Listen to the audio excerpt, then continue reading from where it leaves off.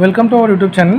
ছাত্রছাত্রীদের আজকে তোমাদের অধ্যায় 23 দশম শ্রেণীর জন্য অধ্যায় 23-এ ত্রিকোণমিতিক অনুপাত ও ত্রিকোণমিতিক অভেদাবলীর যে অঙ্কগুলো রয়েছে তার সেটা শুরু করব। তো তার আগে যে আমাদের এই অঙ্কগুলো করার আগে এই অনুপাত এবং অভেদ কেন হচ্ছে ত্রিকোণমিতিক এই ধারণাটা থাকা প্রয়োজন। তো আমরা সেটা আগে শুরু করব। দেখো, এটা একটি সমকোণী ত্রিভুজ। হ্যাঁ, সমকোণী ত্রিভুজে তোমরা এতদিন করে এসছো, এখানের যে বাহুটা রয়েছে আমি এগুলোকে আগে মার্কিং করে নিই। এটা এ বি সি তিনটে মার্কিং করে নিলাম। এবার এ বি সি এর মধ্যে এ বি আমাদের কাছে কি, আমরা কি জানি, এ বি এটা হলো লম্ব, বি সি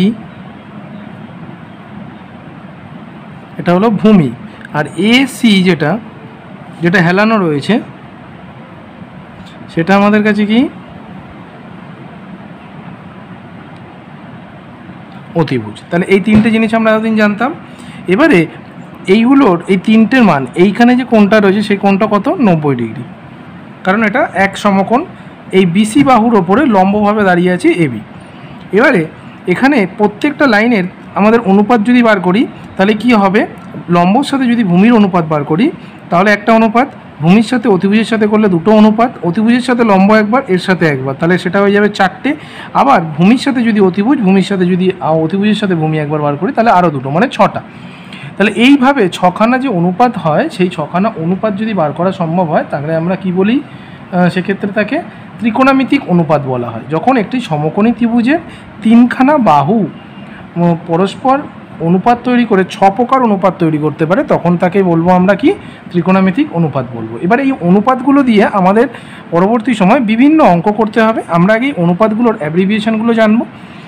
এইখানের যে অ্যাঙ্গেলটা রয়েছে সেই অ্যাঙ্গেলটাকে আমরা থিটা কোণ হিসাবে ধরে নেবো। প্রথমে ধরে নেবো এটাকে থিটা, অথবা আমরা এই কোণটাকে ধরেও চলতে পারি। কীরকমভাবে, সবসময় মনে রাখবে, আমি তোমাদের সুবিধার্থে এটা বলবো, ডান দিকে সবসময় এই থিটা কোণ, যে কোণের সাপেক্ষে সবসময় তোমরা অনুপাত বার করবে সেই কোণটাকে ডান দিকে রাখার চেষ্টা করবে। তাহলে এর পরেও বিভিন্ন অঙ্ক আছে, উচ্চতা দূরত্বের অঙ্ক আছে, বা অন্যান্য বিভিন্ন অঙ্ক ঘুরিয়ে আসলেও তোমরা সঠিকভাবে সেটা করতে পারবে। নাহলে অনেক সময় কী হয়, লম্ব ভূমি কনভার্সন করতে গিয়ে মানগুলো পরিবর্তন হয়ে যায়। তাহলে আমি এখন যদি ডান দিকে এই কোণটার এগেনস্টে দেখি, তার মানে আমি কি লিখব, অ্যাঙ্গেল এ সি বি এর, তাহলে এই কোণের লম্ব এবং ভূমির আমি অনুপাত বার করব। তাহলে এই কোণের যদি আমি প্রথমে আচ্ছা, লম্ব অতিভুজটা প্রথমে সাইন দিয়ে শুরু করছি। লম্ব অতিভুজের অনুপাত, অর্থাৎ লম্ব ইস টু অতিভুজ করছি, লম্ব ইস টু অতিভুজ।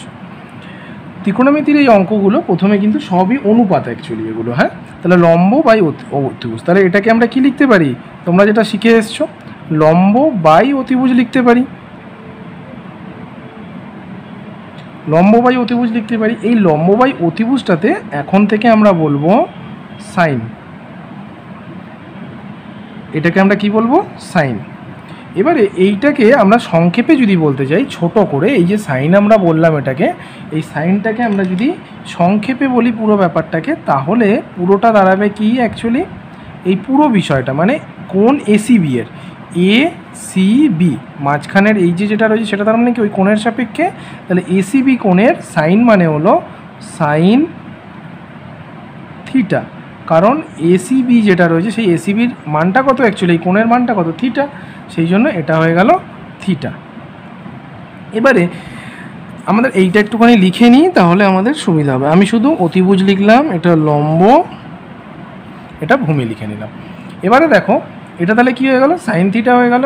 একই রকমভাবে আমি যদি এরপরে এই কোণের মানি লম্ব অতিভুজটা যেটা ছিল, এবার আমি ভূমি অতিভুজ বার করি, ভূমি বাই অতিভুজ করি, তাহলে সেক্ষেত্রে যেটা হবে সেটাকে আমরা বলবো কস থিটা। একই রকম এই কোণের সাপেক্ষেই করছি, তাহলে এই কোণের সাপেক্ষে আমরা যদি করি, ভূমি ছিল এটাকে এবার আমরা করব লম্ব বাই ভূমি, তাহলে লম্ব বাই ভূমি যখন বার করব এটা হয়ে যাবে আমার কাছে ট্যান থিটা। এগুলো তোমাদের মুখস্থ করতে হবে এখন থেকে, যে লম্ব বাই ভূমি মানে কোনটা, সাইনটা, আর ভূমি বাই অতিভুজ মানে কোনটা? কসটা। তোমাদের কোনো চিন্তার কারণ নেই, তোমরা এটা দেখতে থাকো পুরো ভিডিওটা। আমি শেষে এরকম নিয়ম বলবো যাতে তোমাদের মুখস্থ না করেই তোমরা খুব সহজে এগুলো করে ফেলতে পারবে। লম্ব বাই ভূমি ছিল। এবার দেখো এটাকে আমরা মার্কিং করে ধরে রাখবো এইরকমভাবে যে এইটা পুরোটা হলো 1 নম্বর, এইটা পুরোটা হলো 2 নম্বর, এইটা হলো 3 নম্বর। এখন যেটা করছি সেটা হলো 4 নম্বর। এই 4 নম্বরেরটা কী হয়? 4 নম্বর নয়, এটাকে আমরা 1 নম্বরই ধরবো। তো এই 1 নম্বরটা কী হবে? এই 1 নম্বরের উল্টো, অর্থাৎ এটা হবে অতিভুজ বাই লম্ব। তাহলে অতিভুজ বাই লম্ব যদি করি তাহলে এটা কী হবে আমাদের? Cosec, cosec theta. এরপরে 2 নম্বর যেটা আমরা যদি ধরে করি, 2 নম্বরেরটার উল্টো করব, কোসেকের বিপরীত করে দেবো। তাহলে কী হবে? অতিভুজ লবের ক্ষেত্রে থাকবে, আর এটা কোথায় থাকবে? ভূমিটা আমার নিচে চলে আসবে। তাহলে এটা তখন হয়ে যাবে সেক থিটা। এরপরে অবশিষ্ট আর একটাই রয়েছে, সেটা হলো ট্যান থিটা। 3 নম্বরটা যদি করি এখানে, তাহলে 3 নম্বরটা দেখো, 3 নম্বর কোনটা ছিল? লম্ব বাই ভূমি ছিল। তাহলে এটা হয়ে যাবে আমার ভূমি বাই লম্ব, অর্থাৎ ভূমি বাই লম্বর মানটা হবে কট থিটা। এবারে স্পষ্টভাবে যদি এটাকে আমরা একটু বোঝার চেষ্টা করি, সেটা কিছুটা এরকম দাঁড়ায়। দেখো ত্রিভুজটা আমি দেখাবো, তার আগে এই মানগুলোর সাপেক্ষে তোমরা জেনে নাও। তাহলে প্রথমে আমরা কি পেয়েছি?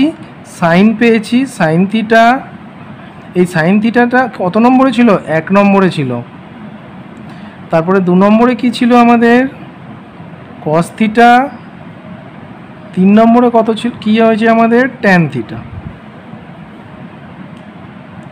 এবার এর বিপরীত মানে হলো, এইটার মানে আমরা কি জেনেছি? আমি শুধুমাত্র শর্টে এটাকে লিখছি। এটা ছিল আমার কাছে ভূমি অতিভুজ, এটা ছিল লম্ব বাই ভূমি, এই তো আমাদের ছিল।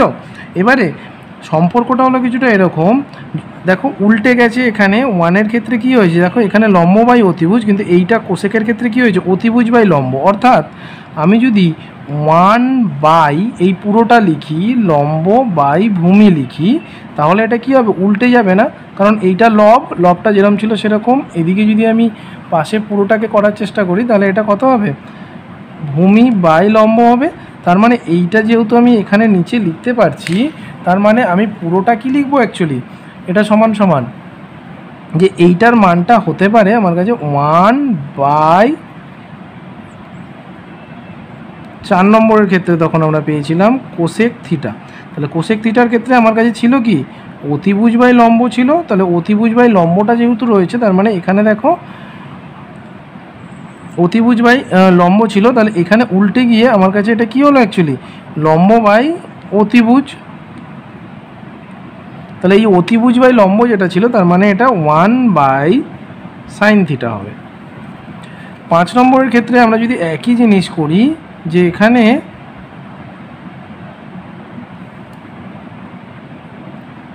সেক থিটা, তাহলে সেক থিটাটা কী হবে? দেখো এখানে ছিল ভূমির মানে কি ছিল আমার কাছে? কোসেকের মান কি ছিল? ভূমি বাই অতিভুজ। তাহলে এখানে আমার 2 নম্বরে দেখো অতিভুজ বাই ভূমি, অর্থাৎ বিপরীত হয়ে গেছে। তাহলে 1 হয়েছে, অর্থাৎ অতিভুজ বাই ভূমি হয়ে গেছে। ভূমিটা নিচে চলে এসছে, অতিভুজটা ওপরে গেছে। তাহলে এটা সমান সমান কত হবে? 1/cos theta. একই রকম যদি আমি 6 নম্বরটা দেখি, কট থিটা সমান সমান কত? লম্ব বাই ভূমি ছিল, তাহলে এটা ভূমি বাই লম্ব হবে, অর্থাৎ 1/tan থিটা। সুতরাং সংক্ষিপ্ত রূপ হিসেবে আমরা এটা প্রথমে দেখে নিই, যে দেখো সাইন থিটা মানে আমরা কি জেনেছি? সাইন থিটা মানে আমরা এক্ষুনি যেটা করছিলাম তাতে কি জেনেছি? লম্ব বাই অতিভুজ, অর্থাৎ লম্বর সাথে অতিভুজের সম্পর্ক। তাহলে লম্বর সাথে অতিভুজের যেহেতু সম্পর্ক, আমি লম্ব আর অতিভুজটা এরকমভাবে লিখেছি ভগ্নাংশ আকারে। তাহলে দেখো লম্ব বাই অতিভুজ। এবারে আমি যদি 1 করি তাহলে কী হবে? এটা উল্টে লিখতে হবে আমাকে। তাহলে অতিভুজ আগে, লম্ব নিচে করে দিয়েছি। তাহলে অতিভুজ বাই লম্বটা কী ছিল আমার কাছে? অতিভুজ বাই লম্বটা ছিল আমার কাছে অ্যাকচুয়ালি কোসেক। যেহেতু এটা কোসেক থিটা ছিল, তার মানে এটা কী হয়ে গেল? 1/কোসেক। একই রকম কসটা কী ছিল? ভূমি বাই অতিভুজ। কিন্তু আমি যদি 1 করে লিখি তাহলে কী হবে? অতিভুজটা ওপরে যাবে, ভূমিটা নিচে নিয়ে আসতে হবে, কারণ আবার যখন গুণ করবো তখন কী হবে? এটা উল্টে যাবে। তো তাহলে সেক্ষেত্রে আমার কাছে এটা কী হয়ে গেল? অতিভুজ বাই ভূমি। অতিভুজ বাই ভূমিটা কী ছিল? সেক। তোমরা তোমাদের বইয়ে যদি যাও সেক্ষেত্রে কিন্তু তোমরা 292 পেজ নম্বর 292 একদম উপরের দিকে এটা সংক্ষেপে করা রয়েছে। ট্যান যদি যাও তাহলে সেক্ষেত্রে লম্ব বাই ভূমি, তাহলে এখানে কী হবে 1/, করলে ওটা কি হয়ে যাবে, লম্ব বাই ভূমিটা প্রথমে হয়ে যাবে আমার ভূমি, আর এখানে কি থাকবে লম্ব। তাহলে ভূমি বাই লম্ব যেটা সেটা অ্যাকচুয়ালি কি কট, সেই জন্য কট থিটা। অ্যাকচুয়ালি এর অ্যাব্রিভিয়েশন হিসাবে মনে রাখতে গেলে এটা বোঝার দরকার, এবং তাছাড়া যেটা দরকার সেটা হলো দেখো সাইন থিটাটা কি কস থিটা, কোসেক থিটার অনন্যক, কস থিটাটা কি সেক থিটার অনন্যক, ট্যান থিটাটা হলো কট থিটার অনন্যক। আর সাইন আর কসটা আমার তৈরি যখন হচ্ছে তখন তার মধ্যে কিসের কিসের অনুপাত থাকছে, লম্ব ইস্টু থাকছে অতিভুজ। প্রথমে থাকছে লম্ব বাই অতিভুজ, আর পরে যখন কোসেক হয়ে যাচ্ছে সেটা কি হচ্ছে অতিভুজ আগে চলে আসছে, লম্ব পরে চলে যাচ্ছে। লম্ব বাই অতিভুজ মানেই হলো এইটা, লম্ব উপরে থাকবে অতিভুজ এটা থাকবে। তাহলে এইটা হয়ে গেল সাইনের মান। যখন আমরা কোসেক বার করবো তখন কী হবে অতিভুজ আগে লম্ব এখানে। আর এখানে যখন আসছে দ্বিতীয়টার ক্ষেত্রে ভূমির সাথে অতিভুজের সম্পর্ক হয়। ট্যানের ক্ষেত্রে কি হয়, ট্যানের ক্ষেত্রে সবসময় সম্পর্কটা আমাদের লম্বর সাথে ভূমির থাকে। তাহলে এই শেষ পর্যন্ত যদি তোমরা এইটুখানি মনে রাখতে পারো তাহলেই কিন্তু তোমরা সবটাই করে নিতে পারবে। কেন, সাইনের সাথে কোসেকের সম্পর্ক আমি বলেছিলাম 1 2 3 1 2 3 এইভাবে মনে রাখবে। ছখানার প্রথম তিনটে 1 2 3 করবে, এটাকে 1 2 3 করবে, তাহলে ভুলে গেলেও তোমাদের মনে থাকবে। এইভাবে আমরা এটাকে ভেঙে নেব। সুতরাং প্রথমটা কি লম্বভূমি অতিভুজের সম্পর্ক, এটা ভূমি অতিভুজের সম্পর্ক, এটা লম্বভূমির সম্পর্ক। এবার এইগুলোকে আমরা যদি স্কোয়ার লিখতে হয় কীভাবে লিখতে হবে সেটাও আমরা জেনে নিই। দেখো আমাদেরকে যদি বলা হয় যে সাইন থিটা স্কোয়ার লেখো, তাহলে আমরা কি লিখব, সাইন থিটার পুরোটার হোল স্কোয়ার লিখব। এবার এইটাকে শর্টে যদি আমরা লিখতে চাই কোনো সময় তাহলে আমরা লিখব সাইনের পরে হোল স্কোয়ার, থিটাটা পুরোপুরি আলাদা থাকবে। কিন্তু যদি এর হোল স্কোয়ার মানে কখনোই কিন্তু আমরা এই রকম লিখতে পারবো না। আমরা সাধারণত এটাকে এইরকম লিখতে পারবো না যে সাইন, আমরা এতদিন কি জেনে এসেছি, যদি আমাদের কাছে বলা থাকতো যে এক্সের বাইরে হোল স্কোয়ার, সেটাকে আমরা বার করলে কি করতাম এক্স স্কোয়ার করে দিতাম। কিন্তু এই ক্ষেত্রে সাইন থিটার মাথায় স্কোয়ার এইটা কিন্তু একেবারেই দেবে না, সেক্ষেত্রে কিন্তু তোমাদের পুরোটাই অঙ্ক ভুল হয়ে যাবে এবং এরকম লেখা যাবে না। অর্থাৎ শুধু থিটার মাথায় স্কোয়ার দেওয়া যাবে না, সাইনের মাথায় স্কোয়ারটা দিতে হবে। থিটার মানটা কিন্তু স্থির, থিটার মানটা কোনো সময় চেঞ্জ হয় না, কারণ আমরা যখন যে ত্রিভুজটা নিয়ে আলোচনা করছি অনুপাত হিসাবে, যদি আমরা এই ত্রিভুজটা আবার দেখি তাহলে এই যে থিটার মানটা, এই থিটার মানটা সবসময় স্থির, এইটা কোনো সময় চেঞ্জ হয় না। সেই কারণে থিটার মানটার ওপরে কিন্তু স্কোয়ার বসবে না। তাহলে এইভাবে যদি আমরা এখন বলি যে আমরা যদি একটা বলি কোসেক থিটার হোল কিউব রয়েছে, তাহলে এইটাকে আমরা কি লিখব, কোসেক হোল কিউব, তারপরে উপরে লিখব থিটাটা পুরোপুরি আলাদা থাকবে। তাহলে এইভাবে আমরা এটা লিখলে সঠিক হবে আমাদের। কিন্তু এইটার থেকে যদি আমরা এইরকম লিখি যে কোসেক থিটা মাথায় 3 এইরকম যদি লিখি তাহলে কিন্তু এটা সম্পূর্ণটা ভুল, এইরকমভাবে হবে না। এইটা হলো লেখার পদ্ধতি। তাহলে এইভাবে স্কোয়ারটা আমরা লিখতে পারি। তাহলে এই পর্যন্ত হয়ে গেল ধারণাটা। আমি এরপরের যে নেক্সট যে অঙ্কগুলো রয়েছে তোমাদের সেই অঙ্কগুলো করিয়ে দিচ্ছি নেক্সট ভিডিওতে। কোষে দেখি 23.1 থেকে শুরু করব, তো তোমরা অবশ্যই এরপরে কন্টিনিউ করো। বল।